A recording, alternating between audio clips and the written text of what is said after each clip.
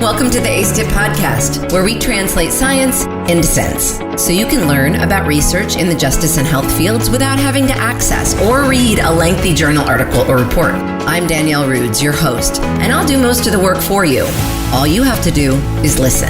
ACEDIT is a cool and super helpful product brought to you by the NIDA-funded Justice Community Opioid Innovation Network, or JCOIN, through the Coordination and Translation Center, CTC, housed at the Center for Advancing Correctional Excellence, ACE, at George Mason University. For more information, check out JCOIN-CTC.org. Now, let's get started. What do you think about when you hear the words addiction recovery? What kinds of images come to your mind? Perhaps you picture a large room with chairs assembled in a circle, people standing up one at a time discussing their sobriety. Maybe you think about residential rehab facilities where people go for 90 days and come out changed. Does recovery mean total sobriety? Completely abstaining from all mood and mind-altering substances? For many, this is exactly what recovery means. But where do we get this idea? Are there other routes to recovery that don't include total abstinence? Are there ways to think about and measure recovery? So far this season, we've talked in depth about medications that treat opioid use disorder and the stigma surrounding them. Often people with substance use disorders, their families, the general public, and even those in the medical and treatment field believe that medications for opioid use disorder are simply replacing one drug for another. We heard in the podcast on the neuroscience of substance use that medications are often necessary for recovery. But while scientists combat these disorders by furthering our understanding of neuroscience, what works more often than not happens in an academic vacuum, often completely removed from the front lines of substance use disorder, treatment, and recovery. In Miriam Boeri and colleagues' 2014 article, Conceptualizing Social Recovery, Recovery Routes of Methamphetamine Users, the authors set out to understand recovery, not by starting in a lab and looking at chemical reactions in cells, but by talking with individuals with methamphetamine use disorders and exploring the different ways people navigate their recovery. We know that substance use disorders are a complex phenomenon that are influenced by a person's physiology and environment. Boeri and colleagues sought to understand recovery from methamphetamine use in a way that you can't do by looking at brain scans or studying the behavior of mice. Boeri and colleagues explain that there are no exact, agreed-upon definitions of recovery. Addiction can be understood as the problematic use of drugs or substances. In fact, many of the quote-unquote symptoms of a substance use disorder, the way in which a substance use disorder is diagnosed, are related to the social problems a person is experiencing as a result of their substance use. And if addiction is defined by the problems in a person's life, then shouldn't recovery be related to a reduction in these problems? To that end, Boeri and colleagues proposed a definition of social recovery as the process of acquiring the skills, resources, and networks needed that enhance people's ability to live in a society without resorting to problematic substance use. To better understand the phenomenon of recovery, Boeri and colleagues became familiar with local drug scenes in a suburb known to be affected by a rapid rise in methamphetamine use.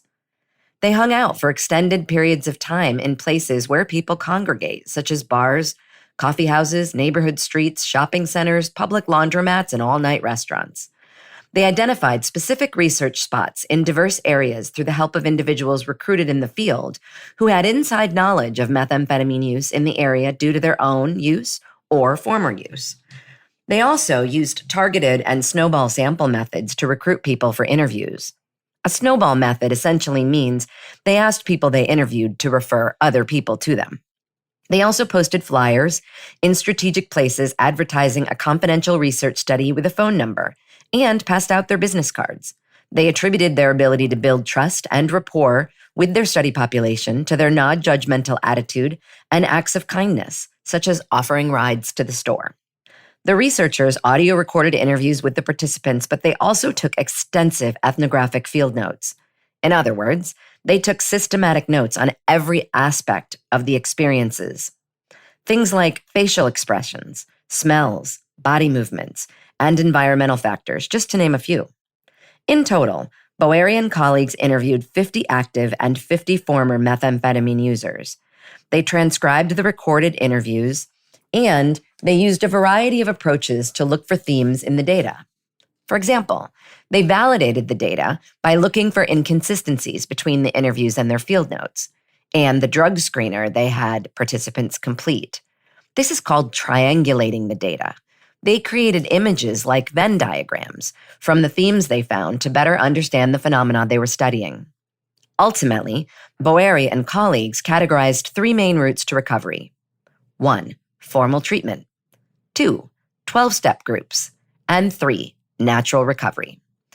And they counted mentions of various strategies used in those routes to recovery.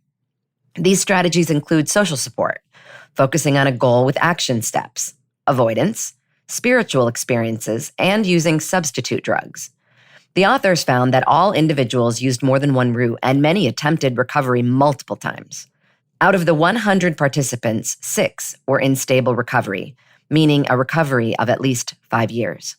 Let's talk more about each route to recovery. The formal recovery route included mandated, non-mandated, residential, and non-residential treatment.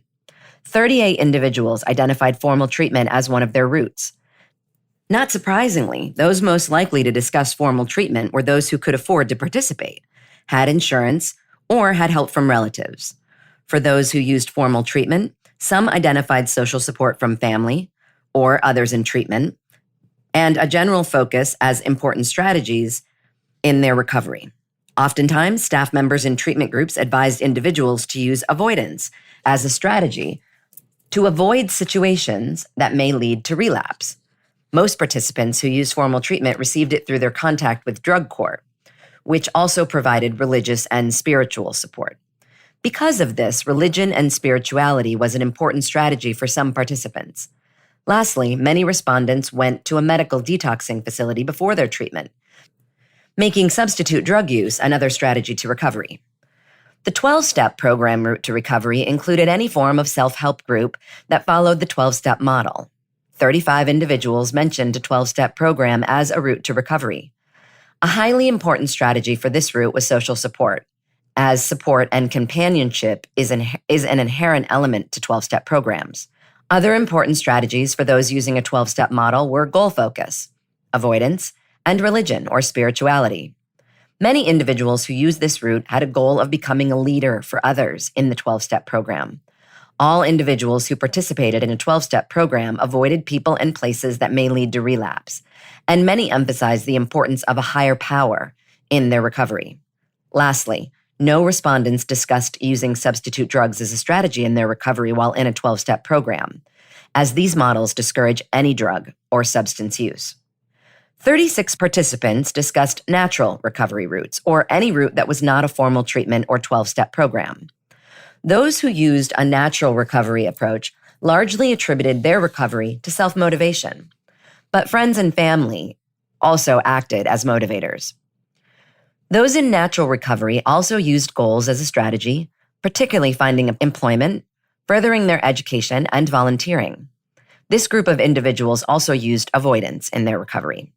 Avoidance in natural recovery means making a conscious decision to avoid certain people or places, rather than being instructed to do so by others. Religion and spirituality was an important strategy for natural recovery and served as a large motivation for some participants.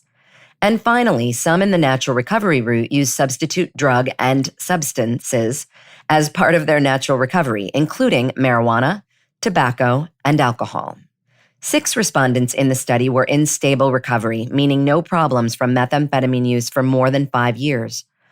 All reached the turning point into this status as a result of natural recovery strategies, but they also used multiple routes and strategies along the way. 2 of the 6 fit the model of total abstinence. The other 4 respondents engaged in non-problematic drug or alcohol use. What this study helps to illustrate is that despite media depictions of drug use or popular understandings of recovery, recovery is not a one-size-fits-all matter.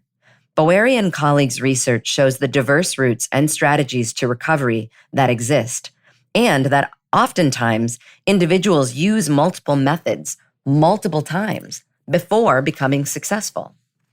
Because of the complex nature of recovery, Boeri and colleagues advocate for adopting a social recovery definition to better account for the many different paths an individual may take.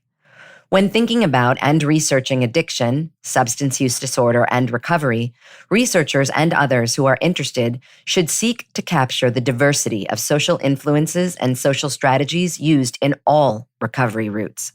Doing so does not repudiate any of the current models that are working well for some, but allows us to begin investigating the power of various routes to recovery.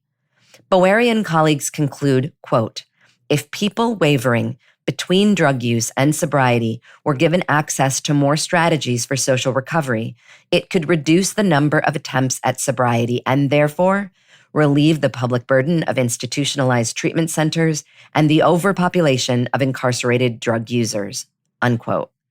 No matter your own beliefs about recovery, that's a goal we can all get behind. That wraps another episode of the ACEDIT podcast. We thank you for listening to ACEDIT, where we translate science into sense.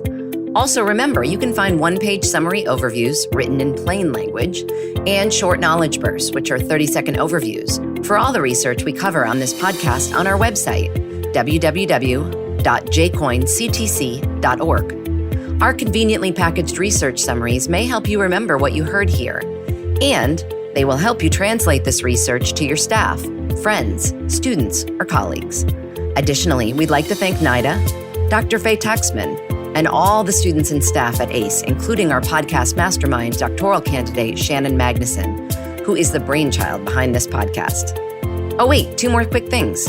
If you're a researcher and you'd like us to consider using one of your research articles or reports for an upcoming podcast, please send it to me, Danielle, at drudes@gmu.edu.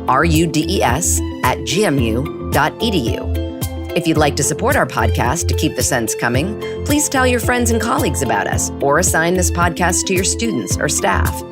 Thanks again, and please tune in again soon for another informative episode of the ACEDIT podcast, Translating Science into Sense.